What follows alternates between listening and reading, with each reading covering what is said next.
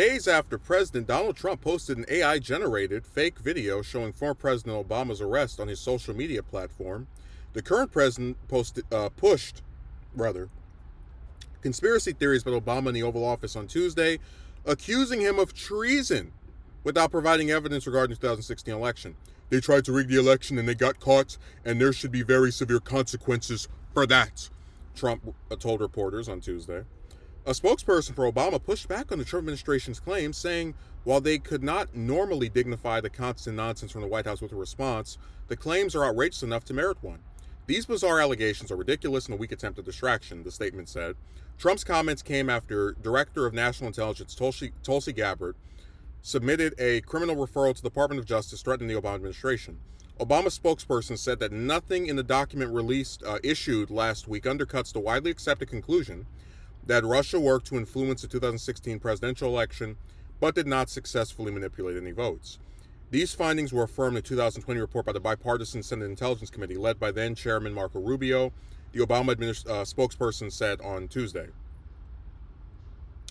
Asked about the deputy attorney Todd Blank meeting with Ghislaine Maxwell, the convicted associate of deceased sex offender Jeffrey Epstein, who was convicted of sex trafficking in 2022, Trump turned to attacks on Obama, calling the former president the leader of the gang. This was treason. This was every word you can think of. They tried to steal the election. They tried to obfuscate the election. They did things that nobody's ever imagined, even in other countries, Trump said in the Oval Office.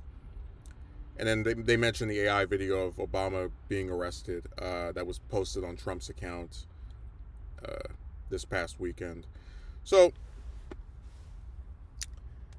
what I don't like to do is get caught up in a lot of the, what's the way of putting it, superficial aspects of this stuff. Like, I never disputed that Trump won in 2016, right? I have an issue with the Electoral College, but that's not Trump exclusive. That applies for Bush and everybody else that's been able to get less votes but then still become president.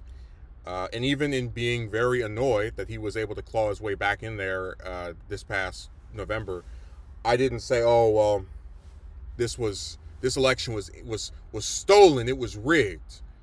The only person who went around and filed lawsuits and even to this day refuses to accept the fact that they lost an election is Trump.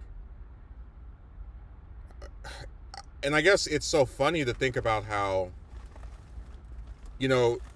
you won in 2016, and okay, they found that Russians apparently tried to influence the election with no success in terms of like actually changing votes. But even if that were true, with regard to Trump and Putin's relationship back then, that probably would still be something that was in Trump's favor. So it still is like kind of soured grapes. Like, if he really believes Obama is getting arrested, I have breaking news for him. I mean, the Supreme Court basically said that the president can do whatever they want. But even then, it's like there are things, if I'm being objective, that you could try and get Obama over, which are not Trump related, right? The jailing of journalists 6 times with the Espionage Act, the illegal wars that he got us into. But those are not the things that Trump is talking about or criticizing him for. It's all personal stuff related to himself. And I have to agree with the spokesperson for Obama that this is a distraction. The Epstein files and the refusal to release them, likely because they implicate Trump in there, are getting him in a lot of trouble in terms of, public opinion and also just even other politicians.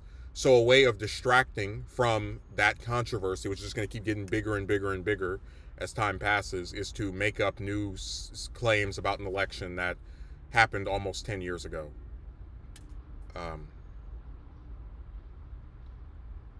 And man, it's kind of sad to think about how,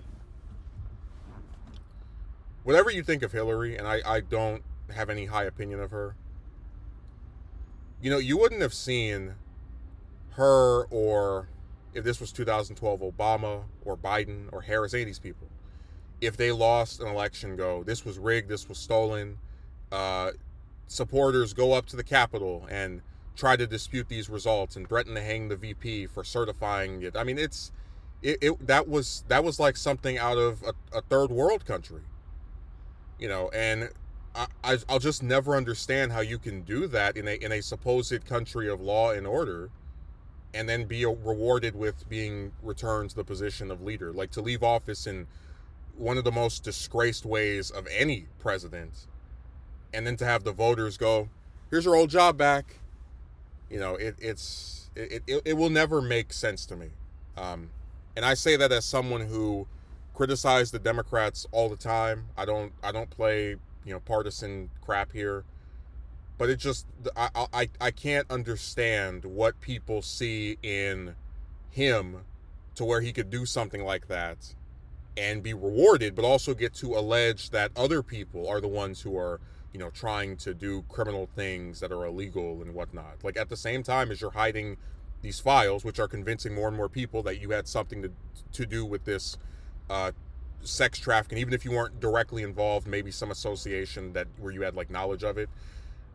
You're saying this other person was the leader of the gang. It's wild. Like, you are everything you say someone else is. Literally, this is what he has turned into, and it's just sad to watch that as the person governing America. You see why it's in the state that it is.